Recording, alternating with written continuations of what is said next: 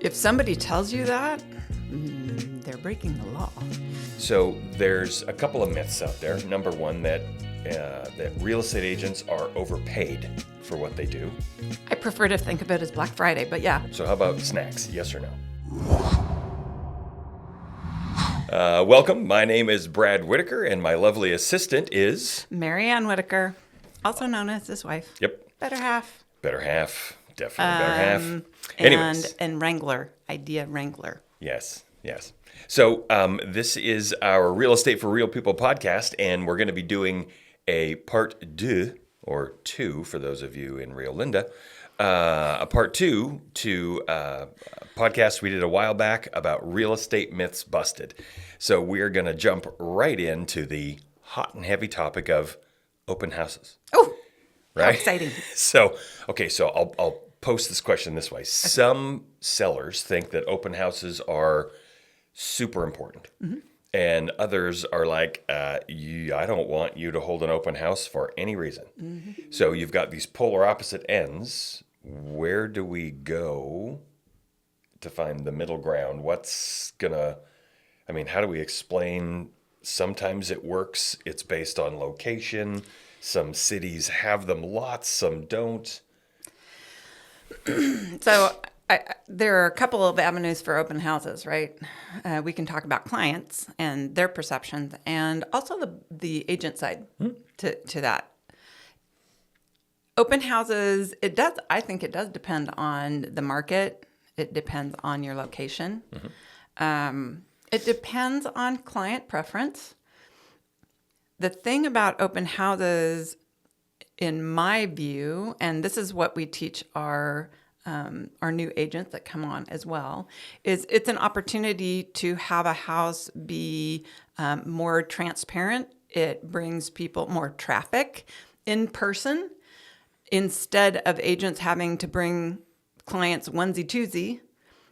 It's an opportunity to have it open for a couple of hours and have a number of people come on their own.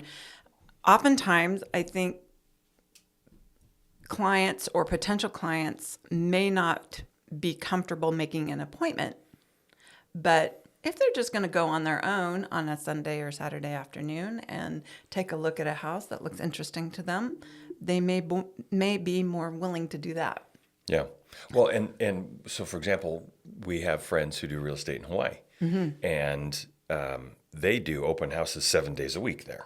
All the time, right? And because you've got so many visitors in, you're not really relying on the locals to want to buy. Correct. In a destination area like that. Mm-hmm. And that would really work for any destination area, mm-hmm. Whether it's a ski slope or a sandy beach, mm-hmm. right? Vacation homes. So you've got that, but then you've also got what this thing is called a broker open. How is that different from an open house? So in the state of Washington, agents are also called brokers. And so in the state of Washington, a broker open is where we invite agents in our area to come and view the home because they know their clients' needs. And so it's kind of a twofer. It's an opportunity for agents to network and get to know what's on the market currently. The other thing I was thinking about as far as public open house is that you may have a neighbor that is interested in seeing what the house looks like, but they also have family that may be considering coming to the area, and maybe that family is close enough that they would want to live close enough. Yep. So there are a lot of reasons to do an open house. Like I said, during COVID, open houses were nothing, right? We couldn't, not a thing. Good thing that was 5 years ago. Yeah. Although some people have a hard time remembering it was 5 years ago, I think.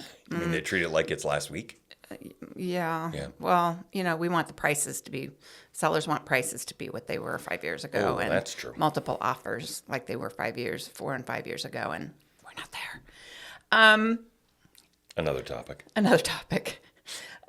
So yeah, I have been doing more open houses this year than I probably have in the past couple of years, just to get visibility on homes that I'm listing and getting feedback. That's the other thing.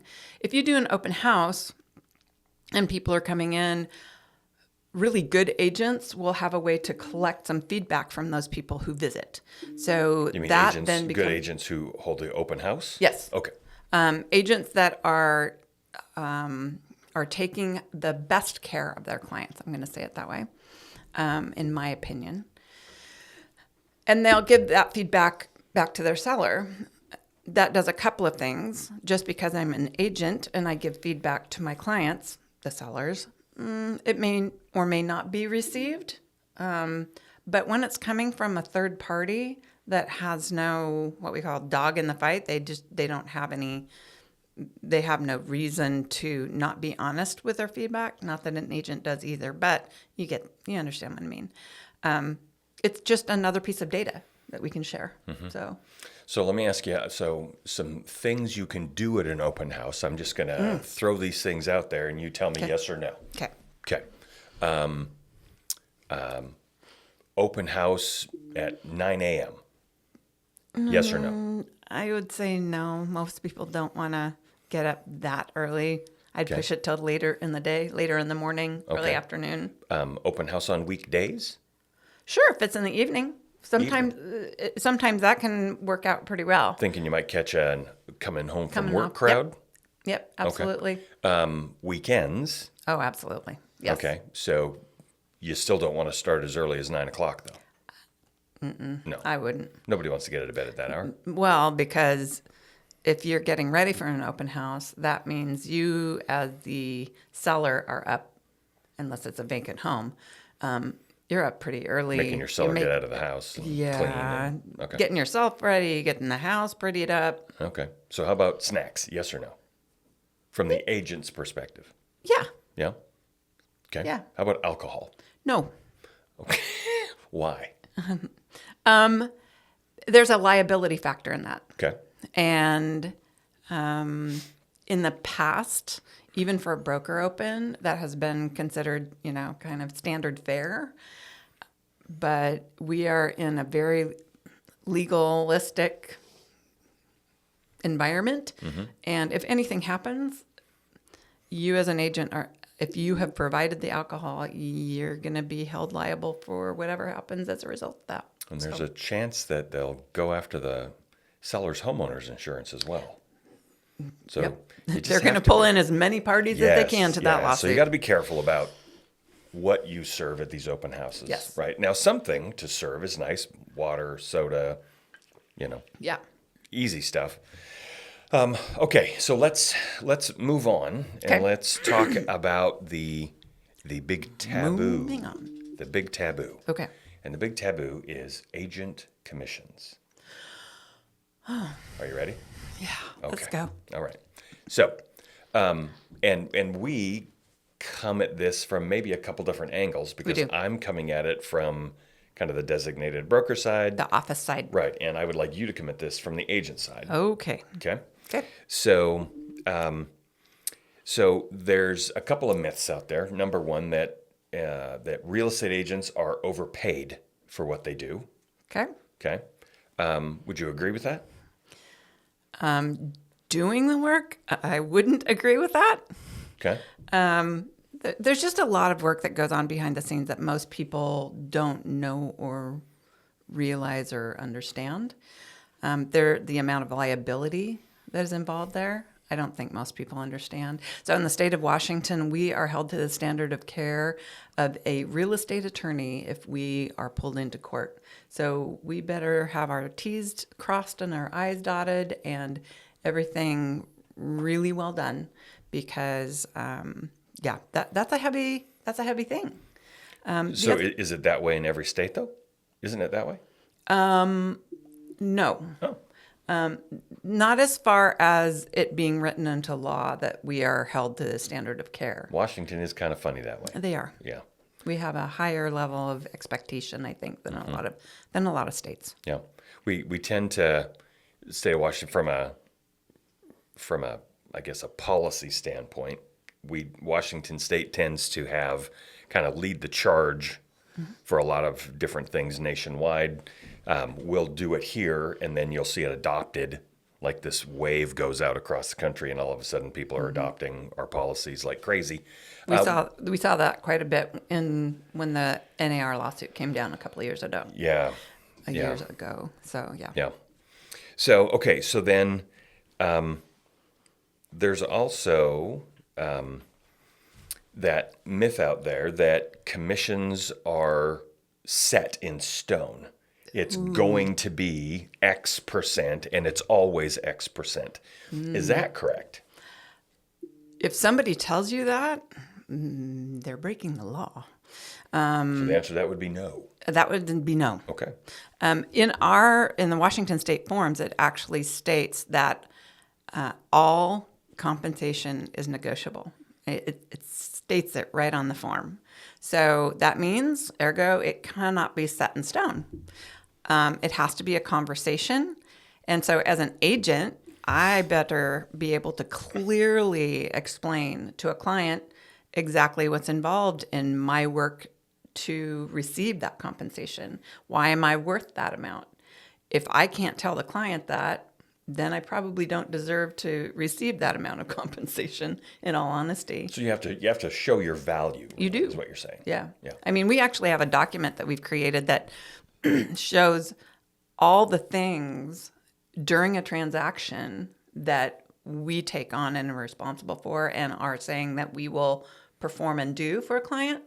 And then we also have some things at the end that we ask of our clients as far as being a team member and loyal and timely and those kinds of things. Those things are not a knowledge base piece, but we need to work together as a team. Yeah. So having drafted that document you're talking about, there's somewhere between 90 and 100 things that go on throughout a transaction. And some of them happen multiple times during the transaction. So it's not like it's just 1 through 99 and we're done. Right. So it's important for the consumer to understand that, yes, all commissions are negotiable. And they always have been. I mean, this is not new.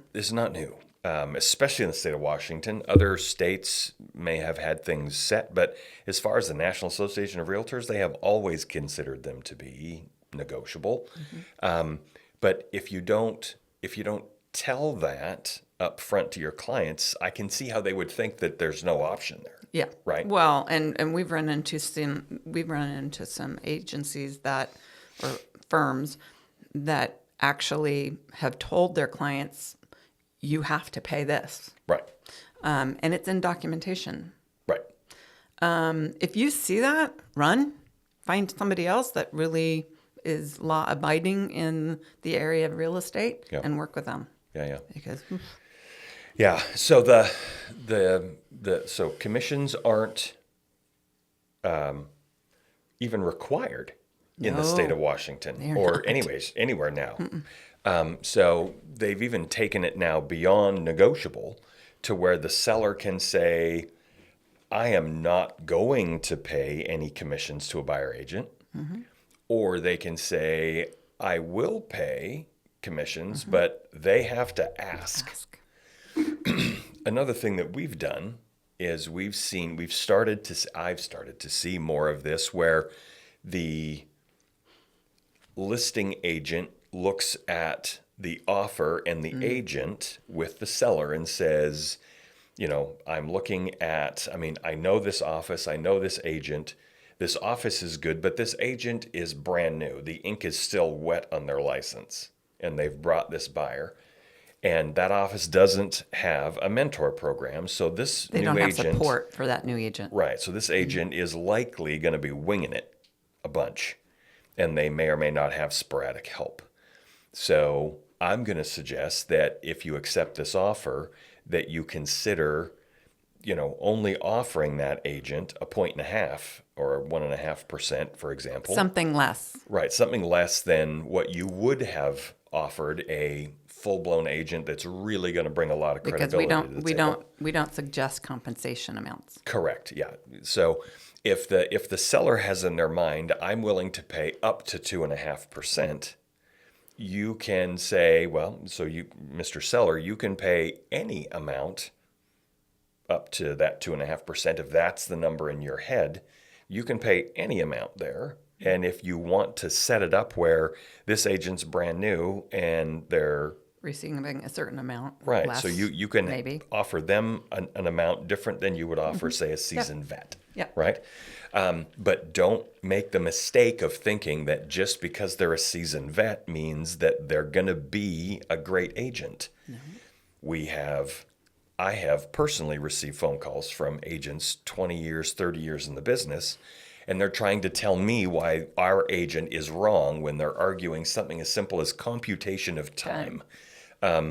So in every state's a little different, but in the state of Washington, computation of time means the number of days you have to count to give call and response on a form. And that may sound simple, but yeah. you got to do it right. Yeah. So, for example, real quick, state of Washington, if the contingency is 5 days or fewer, you don't count weekends in the days. You only Or count holidays. Monday through Friday Or holidays. or holidays. And you can never end on a weekend or a holiday, on any. ever.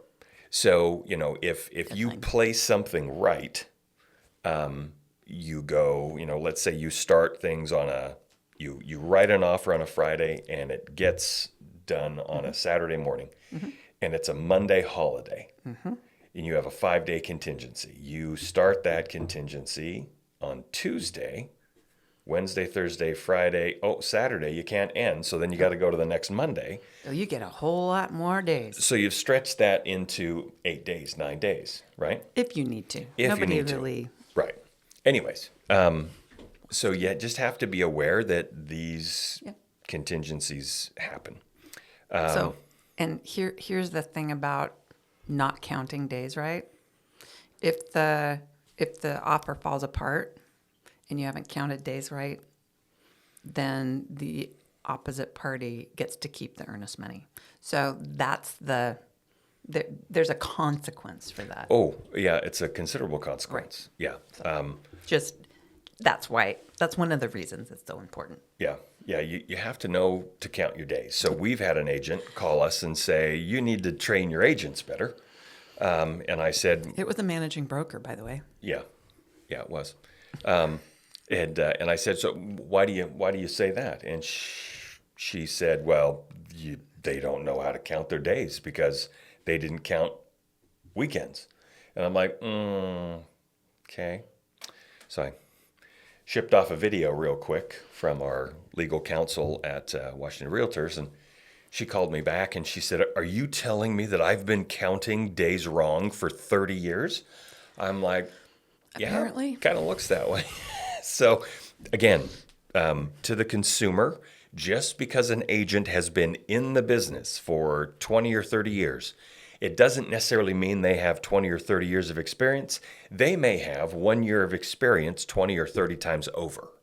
Okay, so there's a difference there. Yes, they've been in the business for 20 or 30 years, but have they really been learning and growing to make sure that, that you're getting a first-class agent? It will look like you're getting a first-class agent because they're a managing broker or they own the firm. So But- how do clients figure out? Are they experienced? Are they good at what they do? What? They should go back and watch our podcast that said 10 questions you should ask when you interview your agent. That's right. That's I have to go back where and they find the need to date go. on that, but Yes. yeah. Yeah. Okay. So, yeah, Fair. there are questions that you can ask your agent. And I think the thing is that people get uncomfortable because they feel like they're interrogating the agent. And on some level, I mean, maybe it does feel like that. Well, you're interviewing. Yeah, you're interviewing. It's like getting a second opinion from a doctor, Right. right? I mean, you need to do your due diligence. You do. So, Yeah, because you can find agents who aren't, they're basically going to stick a sign in the yard and put you on the MLS and you'll never see or hear from them again. And if you're going to pay any type of compensation to that agent, you don't necessarily want to have the agent that isn't going to be doing anything to earn that compensation. So, Agreed. and then there are, and just real quickly on compensation, there are some offices that teach some firms or brands that teach their agents, if you're the listing agent, you keep the lion's share of the commission that your seller is willing to pay. And you pay out. So, for example, as the listing agent, you keep 2/3 of whatever the seller is willing to pay, and you offer 1/3 to the buyer's agent. So, as a consumer, it's really important that you understand to ask that question because, yes, as the listing agent, I've brought this house to market. That buyer agent wouldn't have even had to look at it had I not done that work. You've paid for the marketing, you've paid for Right, the you've done all those advertising, things. you've Yes. done all these things. You may have created websites. I mean, who knows what you've done. On the other hand, that seller, that buyer's agent may have been driving this person around for 6 months Or more. and have had hundreds of hours of time in with them and hundreds of dollars of fuel and, lunches or whatever, right? So it's not like they haven't done their job. Right. This happened to me once and I was furious, but figured how to get over it. I'd been working with these folks for months and months and months, and this person had the house listed for 2 days. I come up, I show them the house, we get under contract, we're at closing. I'm looking at what's called the combined settlement statement, and that's all the closing costs at the end. And that listing agent's commission was $5,000 more than mine, and I was hot. I'm like, what? But I was also brand new, so I didn't know to even ask. And so I'm just How did that furious happen? trying to think, what the heck? How did I get shortchanged by $5,000? And it's because they took 2/3 and I got 1/3. We don't see that. We don't see that very often. There's I a don't couple see of that very brands that often. really push that Right. theory. But- Yes, we don't. Just an awareness. And when you're in a smaller town, it's harder to get away with that kind of stuff, right? We have a number of agents who We have are a small sandbox that we work in. yeah. So good agents will say, 50-50, which is fair, right? You're just cutting it down the middle, and that's awesome. But we have a lot of pressure coming up from other brands in other bigger cities, and they're Differentiate that a little bit. they're saying, well, as a listing agent, I should get more.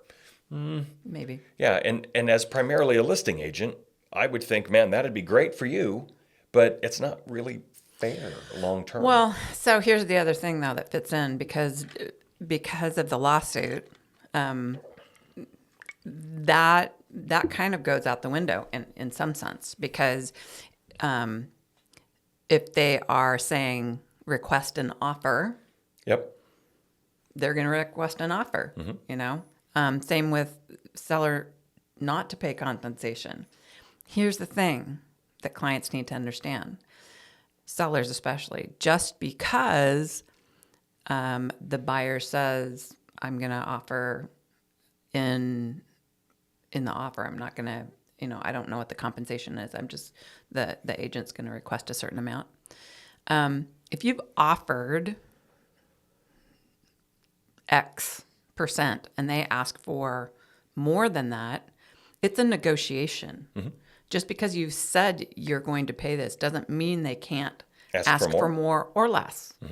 So just have an awareness that even in writing an offer in Washington, that piece is negotiable. Right. Still, Even by the buyer's agent. even by the buyer's agent. Yeah. So we've seen, to your Just- point, you get a couple $1 million house sale, and that buyer agent has run the math, and they know that at what's being offered, I'm going to be making $40,000, for example, on this compensation, and I want the seller to take my client's offer, so I'm going to give $10,000 of that back to the seller at closing, and I'm only going to take $30,000 in hopes that they'll take my offer because I want this house for my clients so bad because this is their house. So you can do that in the state of Washington. It's very cool that you can do that. So if you can find an agent that's willing to be charitable, I guess, and give something up so that you can make sure that you get that, then that's great. Well, and I don't know if you can find them. They just kind of show up. Yeah. It's not like you can No. interview for it. That's true. All right. So big cash offers. So statistically, NAR says that 20% of all offers in the market right now are cash. I haven't seen that 20%, but You haven't okay, seen that 20%? let's go. Okay. So, yeah, so cash offers do happen. Yeah, they do. But the myth about a cash offer is that it isn't, it's only better if it's a fast close. And that's only if you can handle a fast close, right? So if you're in your house and the person says, I have a cash offer, you need to be out in 10 days, and you've been planning on 45 days to move out, all of a sudden the cash offer isn't any good. I mean, it's great that it's there, but they want you out in 10 days? What? So you can negotiate that, right? The other side of that is it's a cash offer, and it's really no different than a financed offer outside of the fact that you don't necessarily have to have an appraisal. If the buyer wants to do an appraisal to verify that their cash offer is going to be not overshooting the purchase price by a mile, they can do an appraisal. They have to pay for it. And then They have to have the right paperwork in the offer to do that, but yes, they can. And then they would potentially negotiate that with the seller.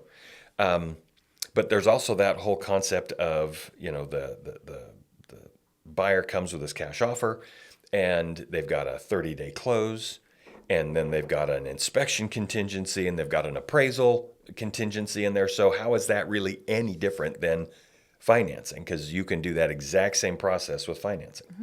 So a lot of cash offers, buyers will come in and say, oh, it's cash. I'm going to offer you $50,000 less on a $300,000 home because it's cash. Well, the seller's more than happy to typically wait for 30 or 40 days to get that extra 50 grand. So, you got to be careful with the cash offer. Yes, they're exciting and they're fun, but only if the buyer is willing to come to the table with the value of a cash offer. Yeah.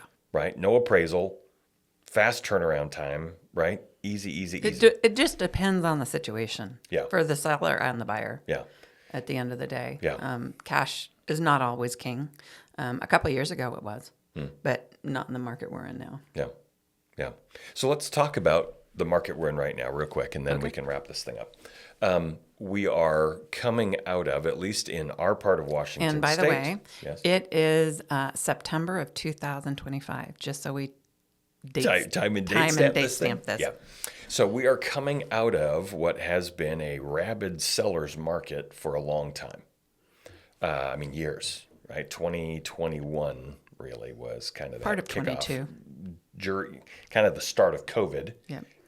when real estate, in the state of Washington at least, became considered essential by the government here. We all of a sudden got to go back to work when everybody else didn't, because oddly enough, people need homes. They need places to live. So you can't keep people homeless. Anyway, so we had all these. We've had a very strong seller's market, which means there's not a lot of inventory. There's buyers everywhere, and the sellers are basically,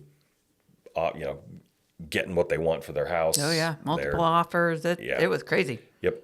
But now things have slowed down, right? So inventory is starting to climb. Nationally, we have 10 months of inventory on average. Certain counties where we have offices, we've got 10 months in one county and 7 months in another and 4.5 months here where we are.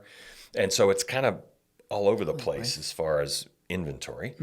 And so we get to that point where we're seeing it come to a V, right? The bottom of this market is what we're kind of staring at down the barrel of. So as we come out of a seller's market and we go into a buyer's market, that V is what one of our agents said a couple weeks ago. That's the agent's market, because the quality of your agent is going to determine whether you buy a house at a good price or you sell your house at a good price. Now, a good price may be what you want if you're reasonable, but just because you want a certain price doesn't mean that's what the market is going to bear. And when you get into a buyer's market, what happens more and more is that the buyer starts to be able to call the shots. You do.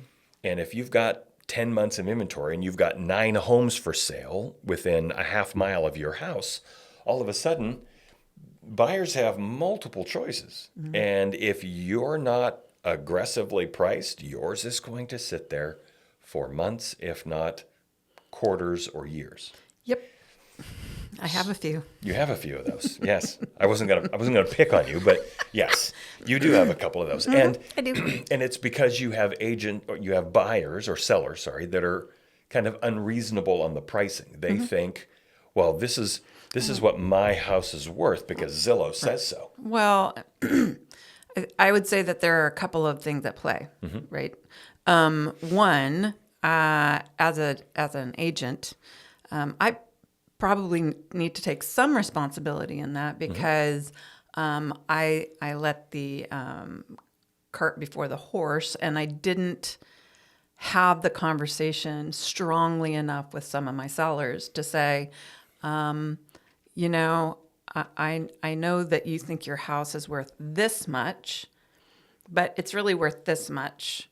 And instead I said, okay, let's try it at that price. And we're going to have an agreement that we're going to bring it down every couple of weeks. And then they changed their mind. And so it stayed up here. One of them has been on the market for 4 months, not one showing, not one. Yeah. So how do you one request to see the house. how can you help a consumer who wants to sell their house? How can you help them avoid that issue? Is there an agreement or paperwork that you can sign? You can, but at the end of the day, even if you have that on paper And it's signed? and it's signed, I can't lower the price without their continued agreement to do so. But that signed form isn't continued agreement? Not according to, in our state, Form 19, no. Just saying. Are we going to have an argument on the podcast? No, because you're not going to argue with me. Anyway, yeah, there are a number of people that want to have aspirational pricing. Oh, Right. that's So a fancy word. Yeah. So, well, Talk to me about that. Well, you know, they think it's worth, so much more.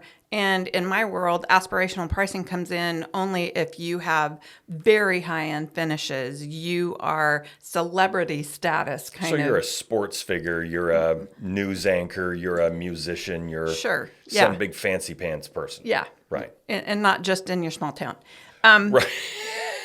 Right. I'm just saying. Wow. So, you know, for most of us, that's off the table. Right. And this is a conversation that I've had to get better at. Okay. And it's because of these situations that I've been in with and for my clients that has not done them or myself any favors.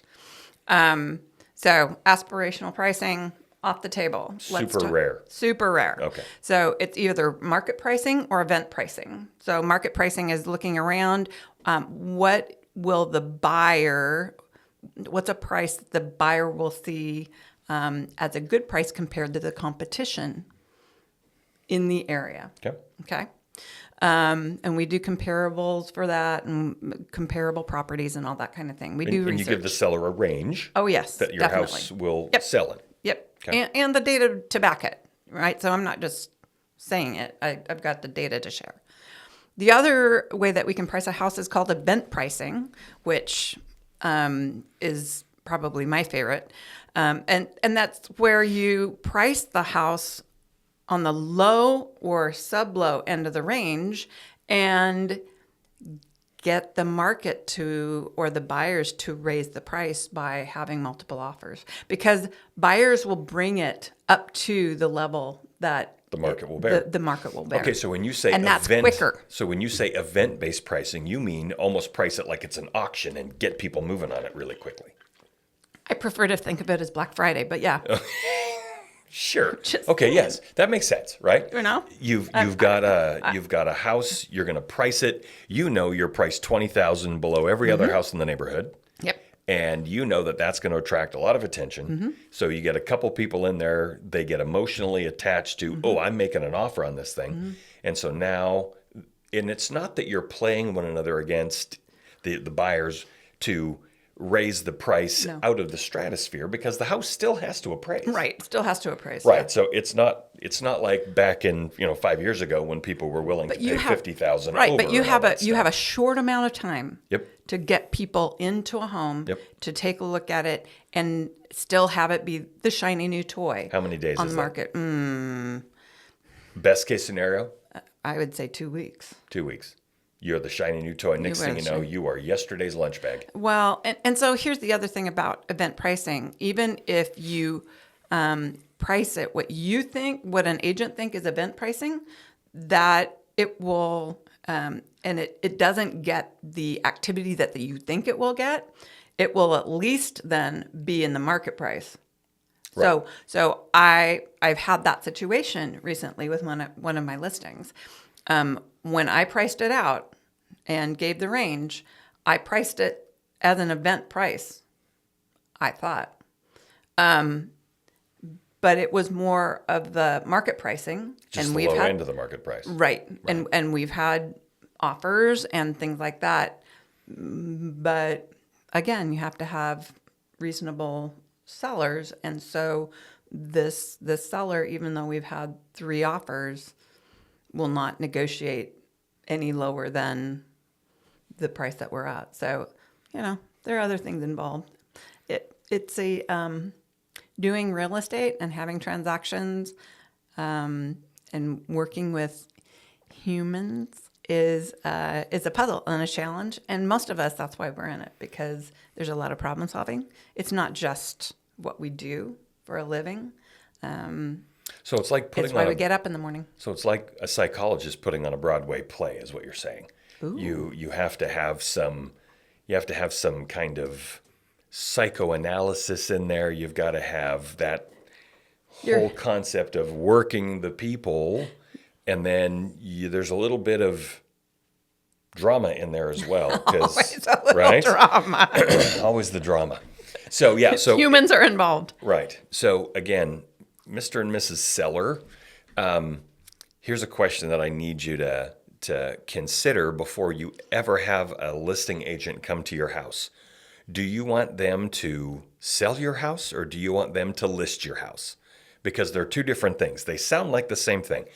If you want them to list your house, then list it at the high end of Let the it market sit. or the aspirational pricing, and it will sit there forever. It will be listed. Or have them sell your house and do it at the low end of the pricing or event pricing and get it gone, right? I mean, and we're not saying this because we want our commission check faster. We're saying this because if you've come to us and you've said, I want to sell my home, our job is to help you do that. Mm-hmm. And so if you will trust us to price it properly, and I know that's a big word, but if you'll trust us, even if we miss the mark and we're way too low, let's say that this house, right, and we are 50,000 below market, and all of a sudden you've got 5, 10, 15 showings and you've got 3 or 4 offers, guess what's going to happen? Your price is going to come up. And the buyers are very wise in today's marketplace, Very right? smart. Realtor.com, Homes.com, Zillow, they have trained the Truly. buyers, because what a lot of sellers may or may not know is that if you are looking as a buyer for a home, people are spending hours a day on these website portals looking at homes, and they usually have a much better idea as to what a home is worth than the seller does. Well, yeah. Because if the seller wants to sell their home, if they're going to price it in a certain way, the only buyer they want for their home is themselves, Oh, because they're going to stay there. So, good point. right? So we've got to be aware of how we price these things. And Mr. and Mrs. Seller, if you do not want your agent to sell your home and you just want them to list it, don't even waste your time, really. Yeah. So make sure that we are It's working. a team sport. It is a team sport. It needs to be a team sport. Yep. So if you want to team up and sell a home or buy a home, give me a call. We'll make it happen. So you can, I would imagine there's a subscribe button somewhere here, right? I'll point, I don't know where it is, but or maybe there's 6 of them down here. Okay. So somewhere down here. So if you can, We even would love it are, if you would share our podcast and get it out there and help us just, connect with people. right, because out we're really in the- about in the real education, world. right? We are. Obviously, yeah. we don't take ourselves too seriously because you're married to me is the first problem. So one of the things that helps us is if you have, let's say you have friends out of state and you say, yeah. wow, I would like this couple to help me find an agent somewhere else in the country because I'm moving to wherever, Arizona, Texas, New Wisconsin. York, Wisconsin, wherever. We are happy to find you good agents to go work with. So you don't have to just wing it when you get there and pick any Yahoo that shows up. We have, that's one of the things I love about Realty One Group is we are tightly connected with other people, agents that work in Realty One Group offices around the United States, around the world. So, let us know. We'd love to help. Yeah, 20,000 agents, 450 plus offices, 22 countries. So we are happy to help wherever you may need to go. Outside of that, this has been the Real Estate for Real People podcast. I'm Brad. I'm Marianne. She's Marianne. And we're done for the day. What do you think? Okay, Have a we'll good wrap it one. up. See you.